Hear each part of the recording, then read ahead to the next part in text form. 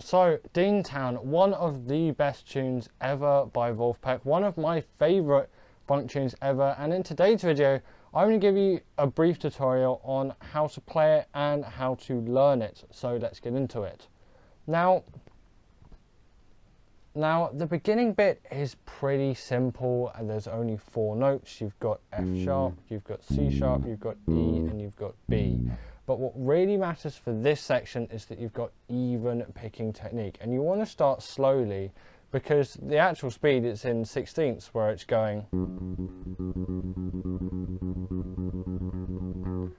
at that speed, and even I need to touch up on my 16ths. We all can touch up on our 16ths and get them even more even, but you should start slower and go like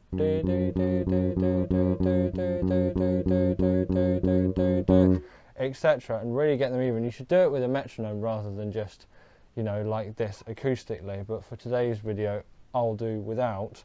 But when you practice it, use a metronome and get that really, really even, and do that on, and you know, get the transitions even as well, because that also really matters. It's not just how even the notes are. That one was a little bit uneven, but it's also about the transitions, because you want the transitions. That was awful, that one. But you want the transitions to be smooth, so then it flows as it should for the tune. And Joe Dart's absolutely amazing at doing that, so take his lead, listen to what he's doing at the beginning, and really try and follow along with him as best as you can, because he's absolutely locked in. But the main bit to focus on is, you know, from that bit, and that's the bit that we're going to be focusing on today. We're not going to focus on the bit after that comes, because it's essentially the beginning bit again, but with some extra fluff, and the bit that you really want to learn is etc. going on. So that's the bit that we're going to be focusing on today, and the key for learning this, in my opinion, is you've got to work out the fingerings that you want. And I've left the tab and bass clef music in a description, so you can go and have a look at that yourself and look at my suggested fingerings. I recommend, if you follow along with this, you bring up that sheet music, because it's going to show you how I'm fingering all of this stuff. And it might not necessarily be how Joe Dart's doing it, but this is just how I feel. So you want to go through the whole tune and work out what fingering's best for you. Of course, I've already done this because I've learnt the tune, but you want to go through every single phrase slowly, like just even this first phrase, just do it over and try different fingerings and see what works. And if you find a fingering that feels really nice to you, flows well, and you can play it quickly, or the original speed, like that one there, which I'm using, then that's good, and that's the fingering which you should use. And then you want to keep going through. You've got when you do that phrase, I'd use my first and second finger there and then just move it.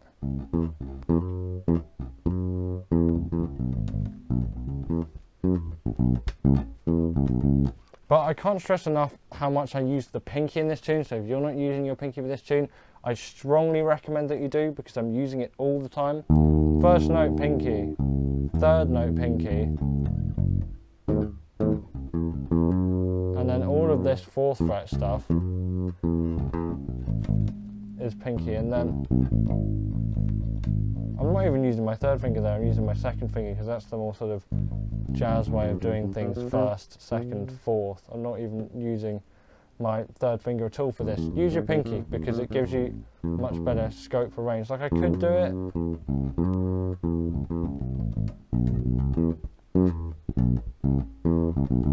but that's harder, and I've got to stretch more to do that, and sometimes my intonation can suffer from that if I'm on the fret list and I'm used to using my pinky. So use your pinky, because in the long run it's going to be much less effort. And then what you really want to do is once you've figured out what fingerings you want for all of the phrases,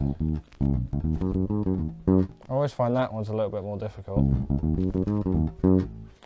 And some of these, this one here, that bit can also be quite challenging there in terms of fingerings. I will tell you those two though, because I think it is quite useful there to get fingerings dialed in. Again, I'm not using my third finger for these phrases. So for that phrase, I'm going second, first, pinky, second, first, pinky.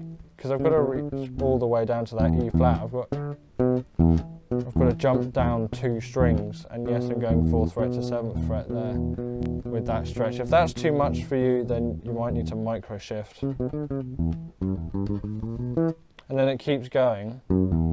So that's again just first pinky, and that's where a third finger stretch would be really, really awkward. So that's where your pinky really comes in handy. And then I do first, second, and then slide up first, second, pinky.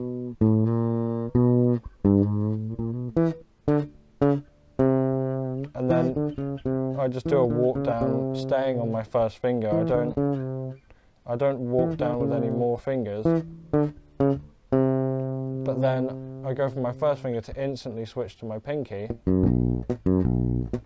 So walk down that. I sort of play the first one as the first note as a ghost note, and then I land on my first finger again. And then for the,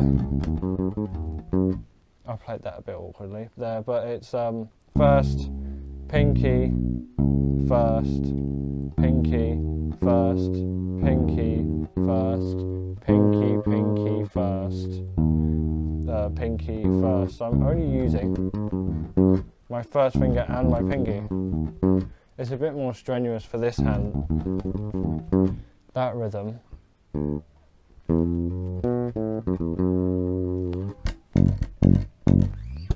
But there's so much good stuff in this. But either way, use your pinky is evident from those. But once you've got through and you've gone through the whole tune and you found fingers that work for you, I can't tell you which fingerings are going to work for you because I'm not you. But I've given you a few of which, you know, are the ones I use. So once you've done that, you've gone through, you found some fingerings that work for you, then listen to the original over and over and over and over and over again, and listen to the phrases and really get the rhythm in your head, and then play along with it and see if you can play along with it. And what I also find is really useful, especially for dialing the rhythm in, is when you're playing along with it, sing along with it even, like hum the notes along with it. And then you also want to try something a bit like this. So I'm going to play Deantown a little bit slower than the original, but without any backing track, just with the rhythm in my head. And ideally you'd want to record this, play it back, and see how it sounds to you and see if the rhythm is locked in. So this is what an attempt of that should sound like.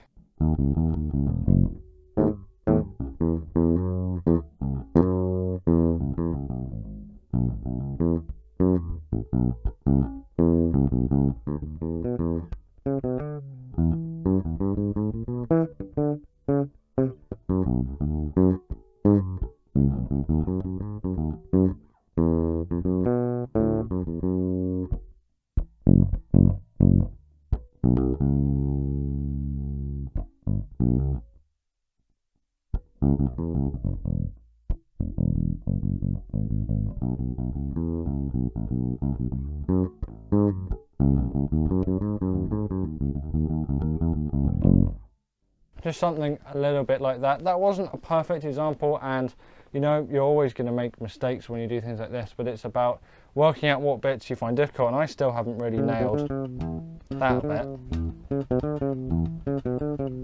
That's still really difficult, and perhaps I should finger it differently, but I don't know.